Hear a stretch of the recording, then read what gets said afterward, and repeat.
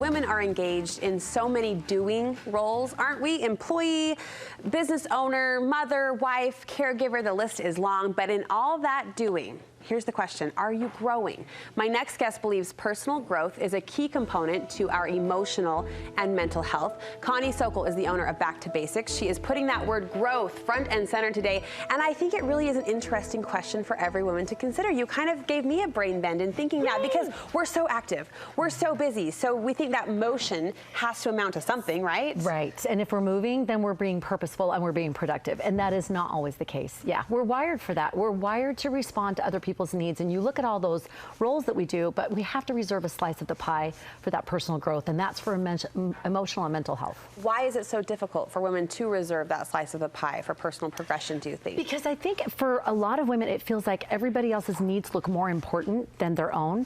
And they haven't yet validated the fact that my needs are often just as important as that other person's. Now, like I said, we're wired to serve, and that's so beautiful because that growth happens in that. Sure, service promotes growth, absolutely. But even, I mean, my personal beliefs are in Jesus Christ, and he went even to the mountain and had time away. So that personal growth is a valid need, and if we don't pay attention, we're going to get off, and we're going to get sick, we're going to not be doing well. And then we won't be able to ultimately serve. We will not be able to serve. We're not going to be able to be engaged in the way that we could and fill the needs that we could. The first step you say to help women kind of get on that track and maybe shift their mindset a little bit is to determine your own desire. What do you mean by that?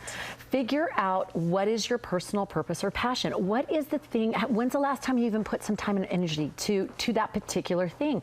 When you stop for a minute and say, what is it that I really want to do in life? What is it that really makes me feel happy, joyful, whatever? Then the spring of energy and joy will come forth. So there's a couple of good questions that are good for you to ask to make sure that happens. And so one of the first ones is to figure out, what is my choice for growth? What is today the one thing I can do for growing? And I don't think women actually proactively think this way. I think we just get up, look at our list, and we are go. But if you can stop and think, what's the one thing that would make me feel I'm personally growing? You might be surprised. I did this a month and a half ago, and it had been survival mode and 9 months of go, go, go with the kids and this Interfaith Women's Conference, all these things. And I had quiet. And the thing that surfaced was create your beautiful life. And I was shocked by that because I'd wanted to, but I hadn't paid attention.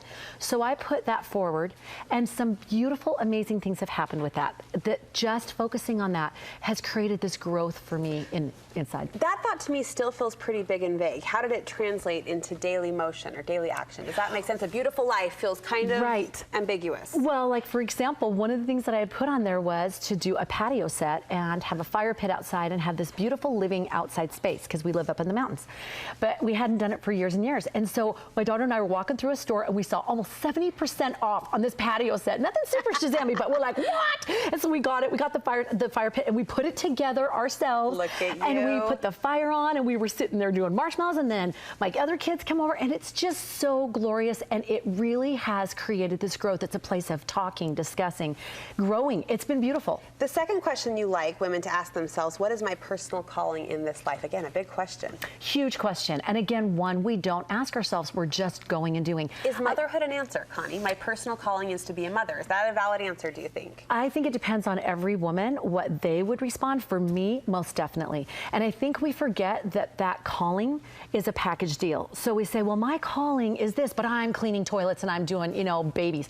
It's beautiful. That's part of that package deal. And so you don't have to move to Ghana to do your calling, but figuring out what that is. So I was watching this little video snippet from Oprah, and she was talking about when she was a news anchor doing a job, and she was always helping the people in the fire instead of reporting on the fire, and they didn't know what to do with her. And one day they just didn't have someone on a set for like a Today show, and so they just put her on there. They didn't know what to do with her. And she said, I sat down and I was home.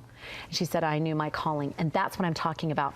I feel I have a calling as a mother, and this is a thing I yearn for and I love. And I also have a calling to help women and families. And those things are in tandem.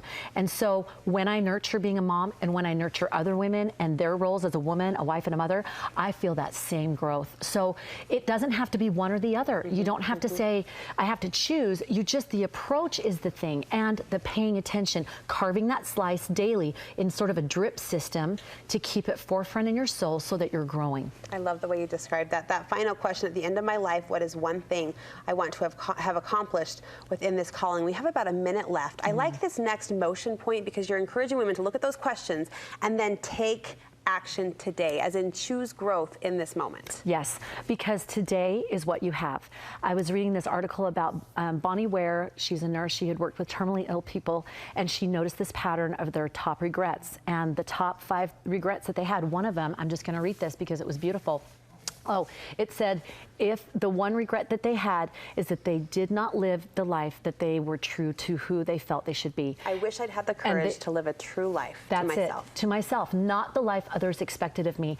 And I think that is so vital, that whatever role or calling that we feel personal purpose to do, be true to it. Don't ignore the voices, be true to it. And as you do, that growth will naturally put you in the flow. I love this, Connie. We love you and your heart. Thank you for inspiring us. With this personal growth comes personal joy. And if joy is something women are anxious to bring more of into their life, you have a free download, a 30-day challenge that will help them get there. Oh yeah, go to my website, ConnieSokol.com. Just click, it's free. It's 30 days of joy, and it's transforming. So enjoy. We will link you over from our website so you can start that process on your own.